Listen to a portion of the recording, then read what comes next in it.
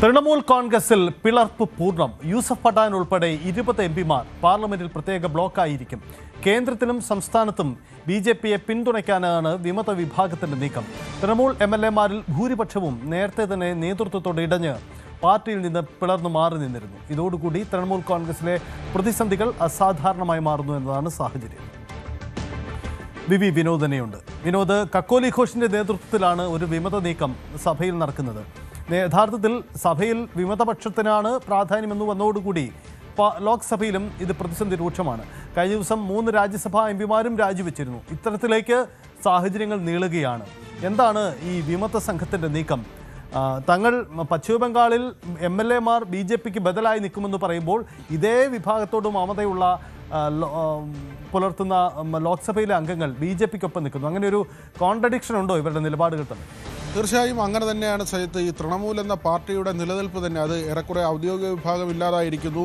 ഈ പിളർന്നു മാറിയവർ ഒരുപക്ഷെ തൃണമൂലിൻ്റെ മറ്റൊരു രൂപമായി അവശേഷിച്ചാൽ പോലും അതിന് തന്നെ എത്ര ഏകീകൃത രൂപമുണ്ടാകും എന്നതിൽ ഒരു വ്യക്തതയുമില്ല. കാരണം നിയമസഭയിൽ 80 MLA-മാരുള്ളതിൽ 64-ലധികം പേർ പിളർന്നു മാറുകയും അവർ അവിടെ പ്രതിപക്ഷമാവുകയും ചെയ്യുന്നൊരു സാഹചര്യമുണ്ട്. എന്നാൽ ഇപ്പോൾ ഏറ്റവും ഒടുവിലത്തെ പുതിയ വാർത്ത CNN നമ്മൾ തന്നെ പുറത്തുവിടുന്ന വാർത്തയാണ്. അതിൽ ഏറ്റവും പ്രധാനപ്പെട്ട കാര്യം ഈ 28 എംപിമാരിൽ പാർലമെൻറ്റ് അംഗങ്ങൾ ലോക്സഭയിലുള്ള എംപിമാരിൽ 19 പേർ മാറിക്കഴിഞ്ഞാൽ ഈ കൂറുമാറ്റം അവരെ ബാധിക്കില്ല. ഇപ്പോൾ ഏറ്റവും ഒടുവിലത്തെ കണക്ക് വരുമ്പോൾ 20 എംപിമാരാണ് അവിടെ ഈ കൂറുമാറി പ്രത്യേക ബ്ലോക്കായിരിക്കാൻ അനുമതി തേടിയുള്ള നടപടിയുമായി മുന്നോട്ട് പോകുന്നത്. അതായത് അവർക്ക് കൂറുമാറ്റം ബാധകമാകില്ല എന്നത് മാത്രമല്ല, സജിത്ത് നേരത്തെ സൂചിപ്പിച്ചതുപോലെ ഇവർ പശ്ചിമ ബംഗാളിൽ BJPയുടെ പ്രതിപക്ഷമായി അവിടെ നിയമസഭയിൽ ഒരു വിഭാഗം തുടരുമ്പോൾ അങ്ങനെ തന്നെ പാർട്ടിയോടിടഞ്ഞ് പുറത്തേക്ക് വരുന്ന ഈ എംപിമാർ അവർ BJPയെ പിന്തുണയ്ക്കാനാണ് തീരുമാനിച്ചിട്ടുള്ളതെന്ന വിവരമാണ് വരുന്നത്.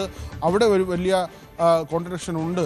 തീർച്ചയായും കേന്ദ്രത്തിൽ BJP സർക്കാരിനെ പിന്തുണയ്ക്കുക, അതോടൊപ്പം തന്നെ സംസ്ഥാനത്തും BJP സർക്കാരിനെ പിന്തുണയ്ക്കാനാണ് ഈ എംപിമാർ തീരുമാനിച്ചിട്ടുള്ളത്. മുൻ ക്രിക്കറ്റ് താരം യൂസഫ് പഠാൻ അദ്ദേഹം ഉൾപ്പെടെയുള്ളവരാണ് ഇപ്പോൾ പാർട്ടി വിട്ട് പുറത്തേക്ക് വരുന്നത്.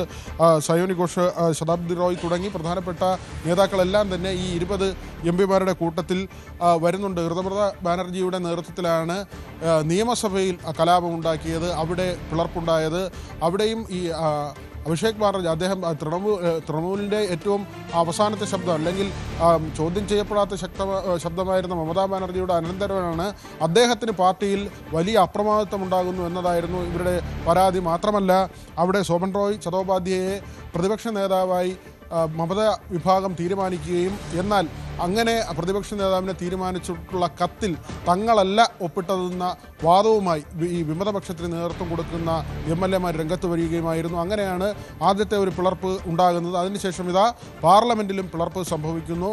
അങ്ങനെയെങ്കിൽ തൃണമൂൽ എന്ന പാർട്ടിയുടെ ഇനിയുള്ള നിലനിൽപ്പ് അല്ലെങ്കിൽ അതിൻ്റെ ഭാവി തന്നെ എന്താകും എന്നതിൽ വലിയ ചോദ്യം ഉയരുകയാണ്. ഇതിനിടയിലാണ് ചില ലയന ചർച്ചയുമായി ബന്ധപ്പെട്ട വാർത്തകളൊക്കെ പുറത്തു വന്നത്. കോൺഗ്രസുമായി തൃണമൂൽ ഒരുപക്ഷെ ലയിച്ചേക്കും എന്ന തരത്തിലുള്ള വാർത്തകൾ പുറത്തു വന്നിരുന്നു. അത് പിന്നീട് നേതൃത്വങ്ങൾ നിഷേധിച്ചു. ഏതായിരുന്നാലും ഈ തൃണമൂൽ എന്ന പാർട്ടി ഇനി എത്ര നാൾ ഈ രൂപത്തിലുണ്ടാകും എന്നതിൽ ഒരു മറുപടി പറയുക ആർക്കും അത്ര എളുപ്പമുള്ള കാര്യമല്ല. സജിത്ത്, അതാണ് സാഹചര്യം. എന്തായാലും തൃണമൂൽ കോൺഗ്രസ് നേരിടുന്ന അസാധാരണ പ്രതിസന്ധിയിൽ എന്താണ് ഇനി തുടർന്നീക്കം എന്നതാണ് പ്രധാനപ്പെട്ട കാര്യം. ഇതിനിടയിലാണ് തൃണമൂൽ കോൺഗ്രസ് ലയന വാർത്തകളൊക്കെ സജീവമായി ഉയരുകയും ചെയ്യും.